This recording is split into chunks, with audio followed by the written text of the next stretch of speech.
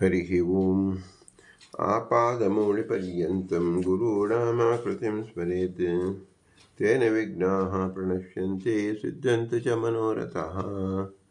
श्रीगुरुभ्यो नमः। परमगुरुभ्यो नमः। श्रीमदानन्दतीर्थभगवत्पादाचार्यगुरुभ्यो नमः। मन्मनोभीष्टवरदं सर्वाभीष्टफलप्रदं पुरन्दरगुरुं वन्दे दासश्रेष्ठं दयानिधिं विद्याविनयसम्पन्नान् शान्तादिगुणब्रह्मितान् सशास्त्रप्रवचनासक्तान् एलविरार्यान् गुरून् भजे। पृथ्वीमण्डलमध्यस्याः पूर्णबोधमतानगाः वैष्णवाः विष्णुहृदयाः तान् नमस्ते गुरुन् मम। हरिः ओं ಶ್ರೀಶಾಪಾಹಿ ಅನಂತಕೋಟಿಬ್ರಹ್ಮಾಂಡನಾಯಕ ಎಂಬುದು ಶ್ರೀ ಪುರಂದರದಾಸರು ರಚಿಸಿದ ಭವ್ಯ ಗ್ರಂಥರೂಪಕ ಗದ್ಯಮಾಲವಾಗಿದೆ. 81ನೇ ಗದ್ಯ ಪುರಾಣ ಪುರುಷೋತ್ತಮ ಎಂಬುದು. ಪುರಾಣ ಪುರುಷೋತ್ತಮ ಎಂದುದರಿಂದ ಸಕಲ ಪುರಾಣದ ತಾತ್ಪರ್ಯ ರೂಪವಾಗಿ ಪುರುಷೋತ್ತಮನು ತಿಳಿಯಬೇಕು ಎಂಬುದೇ ಧ್ಯೇಯ ರೂಪವಾಗಿದೆ. ನಾವು ಪ್ರಸ್ತುತ ಬ್ರಹ್ಮಪುರಾಣ ವಾಕ್ಯವನ್ನು ನೋಡುತ್ತಿದ್ದೆವು. ಮುಂದಿನ ವಾಕ್ಯ ಸರ್ವಜ್ಞಸ್ಸೇವ ಕೃಷ್ಣ ಸ್ಯಾತು ಏಕದೇಶ ವಿಚಿಂತಿತಂ ಸ್ವೀಕೃತ್ಯ ಮುನಿಯೋ ಬ್ರೂಯಾತ್ ತನ್ಮತಂ ನ ವಿರುದ್ಯತೆ. ವೇದವ್ಯಾಸ ದೇವರು ಎಲ್ಲರಿಗೂ ಜ್ಞಾನವನ್ನು ಪ್ರದರ್ಶನ ಮಾಡಿದರು, ಬೋಧಿಸಿದರು. ಅವರೇ ಎಲ್ಲರಿಗೂ ಗುರುಗಳು. ವ್ಯಾಸೋಶಿಷ್ಟಂ ಜಗತ್ಸರ್ವಂ ಎಂಬುದು ಎಲ್ಲರಿಗೂ ಸ್ಥಾಪಿತವಾಗಿದೆ. ವೇದವ್ಯಾಸ ಸಾಕ್ಷಾತ್ ಶಿಷ್ಯರಾದ 4 ಜನ ಶಿಷ್ಯರೇನಿದ್ದರು, ವೈಶಂಪಾಯನಾದಿಗಳು, ತಮ್ಮ ಅಭಿಪ್ರಾಯವನ್ನು ಹೇಳುವಾಗ ವೇದವ್ಯಾಸರ ಅಭಿಪ್ರಾಯವನ್ನು ಸಂಕುಚಿತವಾಗಿ ಹೇಳಲ್ಪಟ್ಟಿದ್ದಾರಲ್ಲ ಎಂಬ ಪ್ರಶ್ನೆ ಮೂಡುತ್ತದೆ. ಏಕೆಂದರೆ ಯಾವುದೇ ಗುರುಗಳು ಏನು ಉಪದೇಶ ಮಾಡಿದರೆ ಆ ಉಪದೇಶವನ್ನು ಪೂರ್ಣ ಪ್ರಮಾಣದಲ್ಲಿ ಯಾವ ಶಿಷ್ಯರೂ ಸಹ ಗ್ರಹಿಸಲು ಸಾಧ್ಯವಿಲ್ಲ, ಅದನ್ನು ಪುನರುಚ್ಚರಿಸಲು ಸಾಧ್ಯವಿಲ್ಲ. 4 ಶಬ್ದಗಳನ್ನು ಕೇಳಿದ ಶಿಷ್ಯ ಒಂದು ವಾಕ್ಯವನ್ನು, ಅರ್ಧ ವಾಕ್ಯವನ್ನು ಮಾತ್ರ ನೆನಪಿನಲ್ಲಿಟ್ಟುಕೊಂಡು ಮತ್ತೊಬ್ಬರಿಗೆ ಹೇಳಕ್ಕೆ ಸಾಧ್ಯವಾಗುತ್ತೆ. 4 ಮಾತುಗಳನ್ನು ಗುರುಗಳು ಹೇಳಿದಂತೆ ತಿಳಿತಕ್ಕಂಥ ಶಿಷ್ಯ ಅತಿ ವಿರಳ. ಹೀಗಿರುವಾಗ ಲೋಕದಲ್ಲಿ ನಾವು ಕಾಣುತ್ತೇವೆ. ಇಲ್ಲಿ ಒಂದು ವಿಶೇಷವಾದ ವಾಕ್ಯವನ್ನು ಬ್ರಹ್ಮಪುರಾಣ ತಿಳಿಸ್ತಾ ಇದೆ.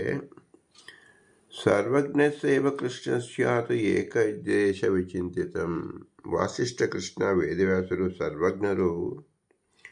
ಅವರು ಹೇಳತಕ್ಕಂಥ ವಿಷಯವು ಸರ್ವಜ್ಞ ಕಲ್ಪಿತ. ಆದರೆ ಅದನ್ನು ತಿಳಿಯುವ ವಿದ್ಯಾರ್ಥಿಗಳು ಅಂದರೆ ಶಿಷ್ಯರು ಅಸಾರ್ವಜ್ಞರು. ಆದ್ದರಿಂದ ಅವರಲ್ಲಿ ವಿಷಯಗಳು ಲೋಕದಲ್ಲಿ ಯಾವ ರೀತಿಯಲ್ಲಿ ಪೂರ್ಣ ಪ್ರಮಾಣದಲ್ಲಿ ಹರಿದು ಬರುತ್ತೆ, ಅದು ಯಾವ ರೂಪದಲ್ಲಿರುತ್ತೆ ಅಂದರೆ ಸ್ವೀಕೃತ್ಯ ಮುನಿಯೋ ಬ್ರೂಯಾತ್ ತನ್ಮತಂ ನ ವಿರುದ್ಯತೆ. ಮುನಿಗಳು ಅವ್ರ ಮಾತನ್ನು ಕೇಳಬೇಕಾಗತ್ತೆ. ವೈಶಂಪಾಯನು ಶೌನಕರು ಪುರಾಣವನ್ನು ಹೇಳಿದರು. ಈ ಪುರಾಣ ವೇದವ್ಯಾಸರಿಂದಲೇ ಕೇಳಿಸಲ್ಪಟ್ಟಿದ್ದರೂ ಸಹ ಶೌನಕಾದಿಗಳು ಪೂರ್ಣವಾಗಿ ಹೇಳಿದರೇನು ಅಂದರೆ ವೇದವ್ಯಾಸ ಹೇಳಿದಂಥ ಪೂರ್ಣತ್ವ ಇರುವುದಿಲ್ಲ, ಏಕದೇಶವಾಗಿರುತ್ತದೆ. ಆದ್ದರಿಂದ ಇದು ವಿರುದ್ಧವಾಯಿತಲ್ಲ ಎಂಬ ಪ್ರಶ್ನೆ ಬಂದರೆ ಅದಕ್ಕೆ ಉತ್ತರ ರೂಪವಾಗಿ ಬ್ರಹ್ಮಪುರಾಣದಲ್ಲಿ ವೇದವ್ಯಾಸ ದೇವರೇ ಹೇಳ್ತಾ ಇದ್ದಾರೆ. ವೇದವ್ಯಾಸ ನುಡಿದಂಥ ವಾಕ್ಯಗಳು, ಅರ್ಥಗಳು ಎಲ್ಲವೂ ಸಹ ಅತ್ಯಂತ ಗಾಂಭೀರ್ಯವಾಗಿರುತ್ತದೆ. ಇದು ಆಕಾಶಕ್ಕೆ ಸದೃಶವಾಗಿರುತ್ತದೆ. ಇಂತಹದನ್ನು ಸಮಗ್ರವಾಗಿ ತಿಳಿತಕ್ಕಂಥ ಅಧಿಕಾರಿಗಳು ಬಹಳ ವಿರಳ. ಅಧಿಕಾರಿಗಳು ವಿಭಿನ್ನವಾಗಿರುವುದರಿಂದ ಅವರು ಏಕದೇಶದಲ್ಲಿ ಮಾತ್ರ ಅವರು ಗ್ರಹಣೆ ಮಾಡಿ ಅದನ್ನು ಪ್ರಚಾರ ಮಾಡುತ್ತಾರೆ. ಆದ್ದರಿಂದ ಏಕದೇಶ ಉಪದೇಶ ಮಾಡುವುದು ವಿರುದ್ಧವಲ್ಲ, ಇದು ಅವರವರ ಯೋಗ್ಯತಾ ಪ್ರದರ್ಶನ. ನಾವು ಸಮುದ್ರ ಸ್ನಾನ ಮಾಡಲಿಕ್ಕೆ ಹೋದಾಗ ಸಮುದ್ರವನ್ನು ಸ್ನಾನ ಮಾಡಲು ಸಾಧ್ಯವೇ? ಸಮುದ್ರದ ಒಂದು ಹನಿ, ಒಂದು ಬಕೆಟ್, ಒಂದು ಬಿಂದಿಗೆ, ಒಂದು ಡ್ರಮ್, ಈ ರೀತಿಯಲ್ಲಿ ಒಂದು 2 ಲೀಟ್ರ್, 4 10 ಲೀಟ್ರ್, ಈ ರೀತಿಯಲ್ಲಿ ನಾವು ಸೀಮಿತವಾಗಿ ಸಮುದ್ರ ಸ್ನಾನ ಅಂತ ನಾವು ಹೇಳ್ತೀವಿ ಹೊರತು ಸಮಗ್ರವಾದ ಸಮುದ್ರ ಸ್ನಾನ ಯಾರು ಮಾಡಲು ಸಾಧ್ಯ? ಆದರೂ ಸಮುದ್ರ ಸ್ನಾನ ಅಂತ ಹೇಳ್ತೀವಲ್ಲ. ಹೇಳುವಾಗ ಅದು ವಿರುದ್ಧವಾಗುವುದಿಲ್ಲ. ಎಲ್ಲರೂ ಸಮತ್ವ ಸ್ನಾನವನ್ನು ಮಾಡಿದ್ದಾರೆ, ಇದು ಯಥಾಯೋಗ್ಯವಾಗಿ ಮಾಡಿದ್ದಾರೆ ಅಂತಲೇ ಅರ್ಥ. ಯಾರೂ ಭಗವಂತನನ್ನು ಸಮೀಪಿಸಲು ಸಾಧ್ಯವಿಲ್ಲ, ಭಗವಂತನಂತೆ ತಿಳಿಸಲು ಸಾಧ್ಯವಿಲ್ಲ ಎಂಬುದನ್ನು ಮಾತ್ರ ನಾವು ಅರಿವಾಗಬೇಕು. ಏಕೆಂದರೆ ಅವನು ಪೂರ್ಣ, ಇನ್ನೆಲ್ಲರೂ ಅಪೂರ್ಣರು, ಅಸಾರ್ವಜ್ಞರು, ಎಲ್ಲರೂ ಅಸಾರ್ವಜ್ಞರು ಎಂಬುದನ್ನು ನಾವು ತಿಳಿಬೇಕೇ ಹೊರತು ವಿರುದ್ಧ ಅಂತ ತಿಳಿಯಬಾರದು. ಸಮುದ್ರ ಸ್ನಾನದಂತೆ ಯಥಾ ಮೇರು ಪಶ್ಯನ್ ಅಪಶ್ಯಂತ್ ಅಂತ ಹೇಳಿ ಶ್ರೀಮದಾನಂದ ತಿಳಿಸಿದಂತೆ ಮೇರು ಪರ್ವತವನ್ನು ಯಾರು ನೋಡಿಲ್ಲ, ಎಲ್ಲರೂ ನೋಡಿದ್ದಾರೆ. ಏನು ನೋಡಿದ್ದಾರೆ? ಮೇರು ಪರ್ವತವನ್ನು ಎಷ್ಟು ನೋಡಿದ್ದಾರೆ? ಕಿಂಚಿತ್ ಪ್ರದೇಶವನ್ನು ನೋಡಿದ್ದಾರೆ. ಮೇರುವನ್ನು ನೋಡೋಕ್ಕೆ ಸಾಧ್ಯವೇನು? ದೇವತೆಗಳಿಗೂ ಸಹ ಸಾಧ್ಯವಿಲ್ಲ, ಅಷ್ಟು ವಿಶಾಲವಾದದ್ದು. ಅಂದರೆ ಎಲ್ಲ ದೇವತೆಗಳು ಸಾಧ್ಯವಿಲ್ಲ. ಇಂದ್ರ ದೇವತೆಗಳಿಗೆ, ಉತ್ತಮ ದೇವತೆಗಳಿಗೆ ಮಾತ್ರ ಸಾಧ್ಯ. ಆ ದೇವತೆಗಳಲ್ಲಿಯೇ ತಾರತಮ್ಯ ಇದೆ, ಇನ್ನು ಮನುಷ್ಯರಲ್ಲೂ ತಾರತಮ್ಯವಿದೆ. ಎಲ್ಲರಲ್ಲೂ ತಾರತಮ್ಯವಿದ್ದಾಗ ಮೇರು ಪರ್ವತವನ್ನೇ ನೋಡಲು ಸಾಧ್ಯವಿಲ್ಲ. ಅದು ಅವರವರ ಯೋಗ್ಯತಾನುಸಾರವಾಗಿ ನೋಡಿದಂತೆ ನಾವು ತಿಳಿಯಬೇಕು. ಆದ್ದರಿಂದ ಇದೊಂದು ಲೋಕ ಶಿಕ್ಷಣವಾಗಿ ಪುರಂದರದಾಸರು ಪುರಾಣ ಪುರುಷೋತ್ತಮ ಎಂಬುದರಿಂದ ಎಲ್ಲರಲ್ಲೂ ಪುರುಷೋತ್ತಮನಿದ್ದಾನೆ. ಆದರೆ ಆ ಪುರುಷೋತ್ತಮ ತಿಳಿಯುವ ಬಗ್ಗೆ ಹೇಗೆ? ವಿಭಿನ್ನವಾಗಿರುತ್ತದೆ. ಒಬ್ಬರು ತಿಳಿದಂತೆ ಇನ್ನೊಬ್ಬರು ತಿಳಿಯಲಿಕ್ಕೆ ಸಾಧ್ಯವಿಲ್ಲ. ಆದರೂ ಭಗವಂತ ಪೂರ್ಣನೇ. ಪೂರ್ಣ ಅಂತ ಹೇಳಿದ್ದರಿಂದ ಪೂರ್ಣಸ್ಯ ಪೂರ್ಣಮಾದಾಯ ಪೂರ್ಣಮೇವ ಭವಿಷ್ಯತಿ. ಭಗವಂತನಿಗೆ ಎಷ್ಟು ಯಾರು ತಿಳಿದರೂ ಭಗವಂತ ಪೂರ್ಣನಾಗಿಯೇ ಉಳಿಯುತ್ತಾನೆ. ಯಾರೂ ಪೂರ್ಣವಾಗಿ ತಿಳಿಯಕ್ಕೆ ಸಾಧ್ಯವಿಲ್ಲ. ಅವರ ಯೋಗ್ಯತಾನುಸಾರವಾಗಿ ಪೂರ್ಣವಾಗಿ ತಿಳಿಯುತ್ತಾರೆ ಎಂಬುದೇ ಮಹಾತಾತ್ಪರ್ಯ. ಇದನ್ನು ಶ್ರೀ ಪುರಂದರದಾಸರು ಪುರಾಣ ಪುರುಷೋತ್ತಮನನ್ನು ನಾವು ತಿಳಿಯುವಾಗ ನಾವು ತೊಡಗಬಾರದು, ಇದರಲ್ಲಿ ತೊಡಕಾಗಿ ನಾವು ನಿಲ್ಲಬಾರದು. ಅವರವರ ಯೋಗ್ಯತಾನುಸಾರವಾಗಿ ಮಾಡುತ್ತಾರೆ ಎಂಬತಕ್ಕಂಥ ದಿಕ್ಸೂಚಿಯನ್ನು ತೋರಿಸಿದ್ದಾರೆ. ಈ ವಾಕ್ಯ ಶ್ರೀಮದಾನಂದ ತೀರ್ಥರು ಬ್ರಹ್ಮಸೂತ್ರ ಭಾಷ್ಯದ 1ನೇ ಅಧ್ಯಾಯದ 3ನೇ ಪಾದದ 33ನೇ ಸೂತ್ರದಲ್ಲಿ ಶ್ರೀಮದಾನಂದ ತೀರ್ಥರು ಭಾಷ್ಯ ರೂಪದಲ್ಲಿ ಉದಾಹರಿಸಿದ್ದಾರೆ. 33ನೇ ಸೂತ್ರ ಏನಿದೆ ನಾವು ಹಿಂದೆ ನೋಡಿದಂತೆ ಇದು ಉಭಯತ್ರ ಪ್ರಸಿದ್ಧ ನಾಮಲಿಂಗ ಶಬ್ದಗಳು. 33ನೇ ಸೂತ್ರ ಓಂ ಭಾವಂತು ಬಾದರಾಯಣೋ ಅಸ್ತಿ. ಓಂ ವೇದವ್ಯಾಸರ ಭಾವ ವೇದವ್ಯಾಸರಲ್ಲಿ ಮಾತ್ರ ಉಳಿಯುತ್ತೆ, ಬೇರೆಯವರಲ್ಲಿ ಆ ಪ್ರಮಾಣದಲ್ಲಿ ಇರುವುದಿಲ್ಲ ಅಂತ ಅರ್ಥ. ವೇದವ್ಯಾಸರು ದೇವತೆಗಳಿಗೆ ಮಧ್ವಾದಿ ವಿದ್ಯೆಗಳಲ್ಲಿ ಅಧಿಕಾರ ಇದೆ ಎಂದು ತಿಳಿಯುತ್ತಾರೆ, ಜ್ಞಾನ ವಿಶೇಷ ಇದೆ ಅಷ್ಟೇ ಅಂತ ನಮಗೆ ಸಂಶಯ ಬಂದರೆ ಫಲೇ ವಿಶೇಷ ಭಾವಾತ್ ಪ್ರಾಪ್ತ ಪದಾನಾಂ ದೇವಾನಾಂ ಮಧ್ವಾದಿಷ್ಟಾಧಿಕಾರಂ ಬಾದರಾಯಣೋ ಮನ್ಯಂತೆ ಅಸ್ತಿ ಪ್ರಕಾಶ ವಿಶೇಷ. ಅಂದರೆ ಬಾದರಾಯಣ ಅಂದರೆ ವೇದವ್ಯಾಸ ದೇವರು ದೇವಾನಾಂ ದೇವತೆಗಳಿಗೆ ಮಧ್ವಾದೀಶು ಮಧು ಮೊದಲಾದ ಎಲ್ಲ ವಿದ್ಯೆಗಳಲ್ಲಿ ಅಧಿಕಾರ ಸದ್ಭಾವವನ್ನು ಮನ್ಯತೆ ತಿಳಿಯುತ್ತಾರೆ. ಹೇಗೆ? ವಸು ಮೊದಲಾದ ಪದರೂಪ ಫಲವನ್ನು ಮೊದಲೇ ಹೊಂದುವುದರಿಂದ ಅಲ್ಲಿ ಆರ್ತಿತ್ವ ಭಾವದೋಷವಲ್ಲ. ಯದ್ಯಪಿ ದೇವತೆಗಳು ಪದವನ್ನು ಹೊಂದಿದವರು ಬ್ರಹ್ಮಜ್ಞಾನಿಗಳಾದ್ದರಿಂದ ಅಲ್ಲದೆ ಸಿದ್ಧವಾದ ಮೋಕ್ಷ ಮತ್ತು ಮೋಕ್ಷಿತ ಫಲವುಳ್ಳವರಾಗಿದ್ದಾರೆ ಮತ್ತು ಅಯೋಗ್ಯ ಫಲವನ್ನು ಹೊಂದಲು ಅಯೋಗ್ಯರಾಗಿರುತ್ತಾರೆ. ಆದಾಗ್ಯೂ ಪ್ರಾಪ್ತ ಪದಾನಾಮಪಿ ದೇವಾನಾಂ ದೇವತೆಗಳು ತಮ್ಮ ಪದವನ್ನು ಹೊಂದಿದವರಾದಾಗ್ಯೂ ಅವರಿಗೆ ಮಧ್ವಾದಿ ವಿದ್ಯೆಗಳಲ್ಲಿ ಹೇಳಲ್ಪಟ್ಟ ಉಪಾಸನಾ ಕರ್ಮಕರಣಗಳಿಂದ ಫಲವಿಶೇಷ ಅಭಾವ. ತಮ್ಮ ಯೋಗ್ಯವಾದ ಜ್ಞಾನ ಮಾತ್ರದಿಂದ ಅಸಾಧ್ಯವಾದ ಮೋಕ್ಷ ಫಲದಲ್ಲಿ ಅತಿಶಯವು ಸಿದ್ಧಿಸುವುದರಿಂದ ಅಂತ ಅರ್ಥ. ಆರ್ತಿತ್ವ ಕೂಡಬಹುದು. ಹಾಗಾದರೆ ಫಲದಲ್ಲಿ ಅತಿಶಯ ಸಿದ್ಧವಾಗೋದ್ರಿಂದ ಅಲ್ಲಿ ಆರ್ತಿತ್ವ ಕೂಡಿದರೂ ಫಲ ಸಾಧಿಭೂತವಾದ ವಿದ್ಯೆಗಳು ನಿತ್ಯ ಸಿದ್ಧಗಳಾದುದರಿಂದ ವಿದ್ಯಾ ವಿಚಾರವು ಜ್ಞಾನೋಪಯುಕ್ತವಾದ್ದರಿಂದ ಅವರಲ್ಲಿ ಆರ್ತಿತ್ವ ಕೂಡಲಾರದು ಅಂತ ಹೇಳಬಾರದು. ಏಕೆಂದರೆ ಶ್ರೀಹರಿಗೆ ಹೊರತು ಇತರ ದೇವತೆಗಳಿಗೆ ನಿರುಪಚರಿತ ಸಾರ್ವಜ್ಞತ್ವ ಇಲ್ಲದಿರುವುದರಿಂದ ವಿದ್ಯಾ ವಿಚಾರದಿಂದ ತಿಳಿಬೇಕು. ಎಲ್ಲರಲ್ಲೂ ಸಹ ಅವರ ಸಾರ್ವಜ್ಞತೆ ಇದೆ, ಆದರೆ ಅದು ನಿರುಪಚರಿತವಲ್ಲ. ಯಥಾ ಯೋಗ್ಯ ಅಂತ ತಿಳಿಯಲೇಬೇಕು. ಪ್ರಕಾಶ ವಿಶೇಷ ಅಂದರೆ ಜ್ಞಾನ ವಿಶೇಷ. ಅಸ್ತಿ ಇದು ಈ ರೀತಿಯಿಂದ ಕೂಡುತ್ತದೆ ಅಂದರೆ ಪಾದರಾಯಣ ಪದ ಪೂಜ್ಯತಾ ದ್ಯೋತಕ. ಅದರಂತೆ ಬೇರೆಯವರನ್ನು ನಾವು ತಿಳಿಸಬಾರದು, ಯಥಾಯೋಗ್ಯವಾಗಿ ತಿಳಿಯಬೇಕು ಅಂತ ಅರ್ಥ. ಹಾಗಾದರೆ ಆ ವಿದ್ಯೆಗಳಲ್ಲಿ ಹೇಳಲ್ಪಟ್ಟ ಉಪಾಸನಾ ಕರ್ಮಗಳಿಂದ ಆಯಾ ವಿದ್ಯೆಗಳಲ್ಲಿ ಹೇಳಲ್ಪಟ್ಟ ಫಲದಿಂದ ಇತರವಾದ ಫಲ ಪ್ರಕಾಶ ವಿಶೇಷವೂ ಕೂಡ ದೇವತೆಗಳು ಆಗುವುದು ಎನ್ನುವುದು ಯಾವುದರಿಂದ ತಿಳಿಯುತ್ತೆ ಅಂದರೆ ಸಂಶಯ ಏನು ಶಂಕೆ ಬರುತ್ತೆ ಅದು ಪರಿಹಾರ ಮಾಡೋಕ್ಕೆ ಈ ಶಬ್ದವನ್ನು ಆ ಸ್ಮೃತಿಯನ್ನು ತೋರಿಸ್ತಾ ಇದ್ದಾರೆ. ಆ ಈ ಶಬ್ದದಿಂದ ತಿಳಿಸ್ತಕ್ಕಂಥದ್ದು ಯಾವುದು ಪುರಾಣ ವಾಕ್ಯಗಳು.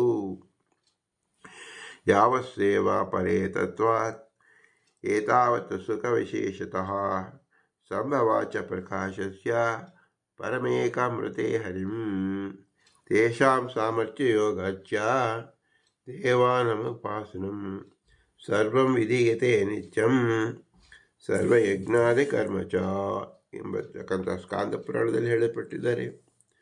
ಪರೇ ತತ್ವೇನ ಪರಮಾತ್ಮ ಸ್ವರೂಪದಲ್ಲಿ ಅಸೌವ ಇತ್ಯಾದಿಗಳಿಂದ ಹೇಳಲ್ಪಟ್ಟ ವಿಷಯದಲ್ಲಿ ದೇವಾನಾಂ ಅಂದರೆ ವಸ್ವಾದ್ಯ ದೇವತೆಗಳಿಂದ ಯಾವತ್ ವಿಷ್ಣು ಎಷ್ಟು ಅಧಿಕವಾಗಿ ಸೇವಾ ಯಶಾಂ ಸೇವೇತು ಸಂಪ್ರೋಕ್ತ ಇತ್ಯಾದಿತ್ವ ಶ್ರವಣಾದಿ ರೂಪವಾದ ಉಪಾಸನೆ ಮಾಡಲ್ಪಡುತ್ತದೋ ತಾವತ್ ಅದಷ್ಟು ಅಧಿಕವಾಗಿ ತೇಷಾಂ ಆ ದೇವತೆಗಳಿಗೆ ಸುಖ ವಿಶೇಷತ ಸ್ವರ್ಗ ಅಪವರ್ಗಾದಿಗಳಲ್ಲಿ ಸುಖದಲ್ಲಿ ಅತಿಶಯ ತಮಗೆ ಯೋಗ್ಯವಾದುದು ಜ್ಞಾನ ಮಾತ್ರದಿಂದ ಅಸಾಧ್ಯವಾದುದು ಅಂತ ತಿಳಿಸುತ್ತದೆ. ಆದ್ದರಿಂದ ಪರಂ ಸ್ವತಂತ್ರನಾದ ಹರಿ ಏಕಂ ಹರಿ ಒಬ್ಬನನ್ನು ಋತೆ ಹೊರತು ಇದರನ್ನು ಪ್ರಕಾಶ ಅಸಂಭವಾತ್ ನಿರುಪಚರಿತ ಸಾರ್ವಜ್ಞ ಇಲ್ಲದಿರುವುದರಿಂದಲೂ ಪ್ರಕಾಶಸ್ಯ ಸಂಭವಾಚ್ಛ ವಿದ್ಯಾ ವಿಚಾರದಿಂದ ಸಾಧ್ಯವಾದ ಜ್ಞಾನ ವಿಶೇಷ ಕೂಡುವುದರಿಂದಲೂ ಆದ್ದರಿಂದಲೇ ಆರ್ಥಿತ್ವ ಕೂಡುವುದರಿಂದಲೂ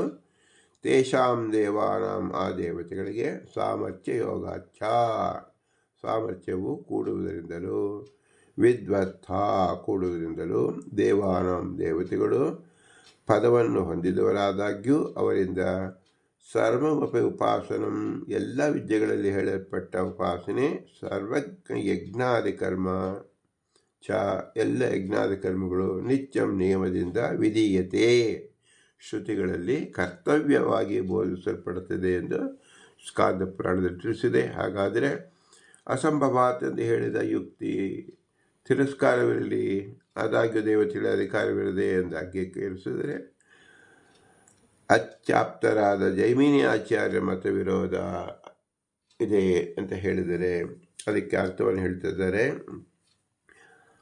ಆವಾವ ವಿದ್ಯೆಗಳಲ್ಲಿ ಹೇಳಿದ ಫಲಕ್ಕಾಗಿ ಆ ವಿದ್ಯೆಗೆ ಫಲವುಳ್ಳ ಮೊದಲಾದ ಹೇಳಿದ ಜ್ಞಾನಕ್ಕಾಗಿ ಯಾವುದೊಂದು ಅಧಿಕಾರವೋ ಆ ಅಧಿಕಾರಿ ಭಾವ ಮಾತ್ರ ಜೈಮಿನಿ ವಿಷಯಗಳಿಗೆ ಅಭಿಮತ. ಜೈಮಿನಿ ಆಚಾರ್ಯ ಹೇಳಿದ್ದನ್ನು ಸೂತ್ರಕಾರರು ಅಂಗೀಕರಿಸಿದ್ದಾರೆ, ಸೂತ್ರಕಾರ ಹೇಳಿದ್ದನ್ನು ಜೈಮಿನಿ ಆಚಾರ್ಯ ನಿರಾಕರಿಸೇ ಇದ್ದ ಪ್ರಯುಕ್ತ ಜೈಮಿನಿ ಬಾಧಾರಣ ಮತಗಳಿಗೆ ವಿರೋಧವಿಲ್ಲ. ಹಾಗಾದರೆ ಆ ಮತಗಳಿಗೆ ವಿಷಯ ವೈಲಕ್ಷಣ್ಯ ಕಲ್ಪಿಸಿದ ಏನು ಪ್ರಯೋಜನ ಅಂದರೆ ವಿರೋಧವೇ ಯಾಕೆ ಆಗಬಾರದು ಅಂದರೆ ವಿರೋಧವಲ್ಲ.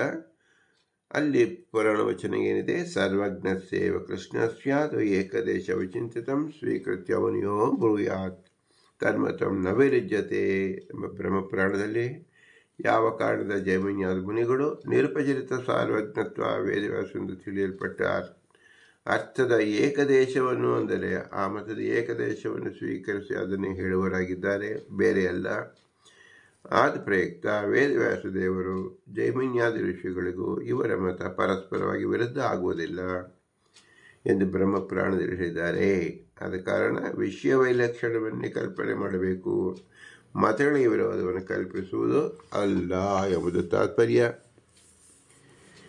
ಒಟ್ಟಿನಲ್ಲಿ ಈ ಅಧಿಕರಣ ಸಾರಾಂಶ ಏನು ಅಂದರೆ ಉಪಾಸಕರಿಂದ ಶ್ರುತರಾದ ದೇವತೆಗಳಿಗೆ ಉಪಾಸನಾದಿಗಳಿಗೆ ಅಧಿಕಾರ ಇದೆಯೋ ಇಲ್ಲವೋ ಎಂಬ ಸಂದೇಹ ಬಂದಾಗ, ಪೂರ್ವಪಕ್ಷ ಇಲ್ಲ ಎಂದಾಗ, ಆವಾ ಪದಗಳಿಂದ ವಿಶಿಷ್ಟವಾದ ದೇವತೆಗಳು ಉತ್ಪತ್ತಿ ವಿನಾಶಗಳು ಇದ್ದರೆ ಇಂದ್ರಾದಿ ಪದಗಳು ಪ್ರಾಪ್ತಿಯಾಗುವುದಕ್ಕಿಂತ ಮೊದಲು ಮೇಲೆಯೂ ಇಂದ್ರಾದಿ ದೇವತೆಗಳು ಇಲ್ಲದಿರುವುದರಿಂದ ಇಂದ್ರಾದಿ ದೇವತೆಗಳು ಉದ್ದೇಶಿಸಿ ದ್ರವ್ಯ ತ್ಯಾಗರೂಪ ಯಾಗಾದಿರೂಪವಾದ ಕರ್ಮವು ಕೂಡಲಾರದು.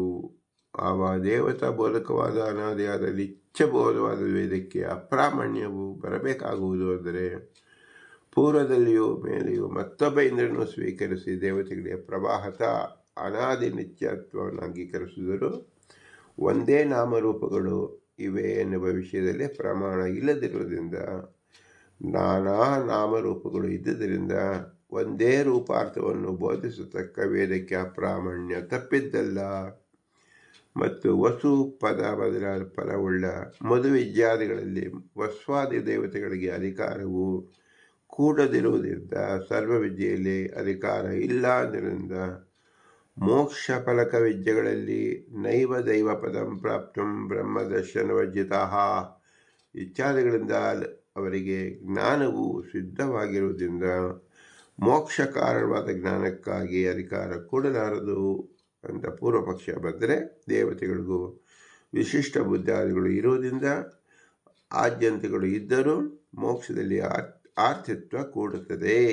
ಅವರಿಗೆ ಉತ್ಪತ್ತಿ ವಿನಾಶಗಳು ಇದ್ದರೂ ತೇಹ ನಾಕಂ ಮಹೀಮಾನಂ ಸಚಂತೆ ಅಂತ ಪೂರ್ವೇ ಸಂಜಾಸಂತೆ ದೇವಾ ದಾತಾ ಯಥಾ ಪೂರ್ವಂ ಅಕಲ್ಪಯತ್ ಯಥೈವ ನಿಯಮ ಕಾಲೇ ಸುರಾದಿ ನಿಯಮಸ್ತತ ಇತ್ಯಾದಿ ವಚನದಿಂದ ಪ್ರಮಾಣಭೂತವಾದ ವೇದಕ್ಕೆ ಅನಾದಿ ನಿತ್ಯತ್ವ ಇದ್ದುದರಿಂದ ದೇವತೆಗಳಿಗೆ ಪ್ರವಾಹತ ಅನಾದಿ ನಿತ್ಯತ್ವ ಅಂಗೀಕರಿಸಬೇಕು.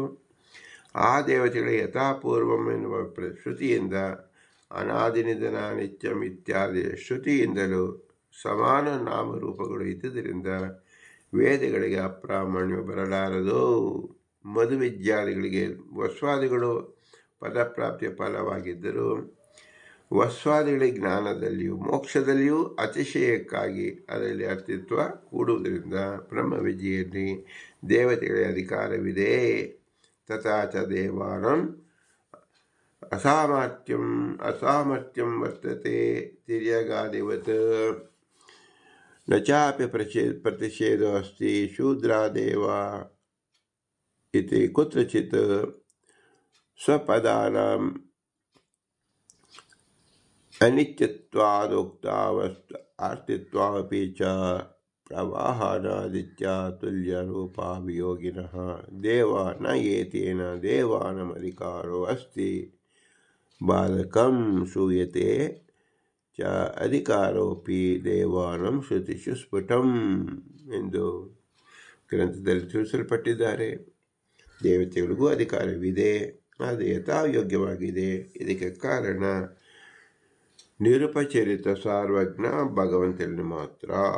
ದೇವತೆಗಳಲ್ಲಿ ನಿರುಪಚರಿತ ಸಾರ್ವಜ್ಞ ಇಲ್ಲ. ಅವರವರ ಯೋಗ್ಯತಾನುಸಾರವಾಗಿ ಸಾರ್ವಜ್ಞತ್ವವನ್ನು ಪಡೆದುಕೊಂಡಿರುತ್ತಾರೆ. ಆದ್ದರಿಂದ ಅತಿಶಯ ಸುಖಕ್ಕಾಗಿ ಅವರು ಧರ್ಮ ಕಾರ್ಯವನ್ನು ಮಾಡಬೇಕು. ಅದರಲ್ಲಿ ಮೋಕ್ಷಕ್ಕೆ ಅವರಲ್ಲಿ ಅತಿಶಯವಾದ ಸುಖ ವಿಶೇಷ ಬರುತ್ತೆ ಎಂಬುದೇ ತಾತ್ಪರ್ಯ. ಆದ್ದರಿಂದ ಪುರಾಣ ಪುರುಷೋತ್ತಮ ಎಂಬತಕ್ಕಂಥದ್ದು ಈ ದೇವತಾಧಿಕರಣದಿಂದ ಏನು ತಿಳಿಯಬೇಕು ಅಂದರೆ, ಪುರಾಣ ಪುರುಷೋತ್ತಮ ಎಂಬುದು ಕೇವಲ ಮನುಷ್ಯೋತ್ತಮರಿಗೆ ಉಪಾಸನೆ ಮಾಡುವುದು ಅಂತಲ್ಲ, ದೇವತೆಗಳಿಗೂ ಸಹ ಉಪಾಸನಾ ಅಂಗವಾಗಿದೆ. ಇದು ಕೇವಲ ನಮ್ಮ ಶರೀರದಲ್ಲಿರ್ತಕ್ಕಂಥ ಭಗವಂತ ಪುರುಷೋತ್ತಮ ಎಂದು ಚಿಂತಿಸಬಾರದು. ದೇವತೆಗಳ ಶರೀರದಲ್ಲಿರ್ತಕ್ಕಂಥವನು ಪುರುಷೋತ್ತಮ.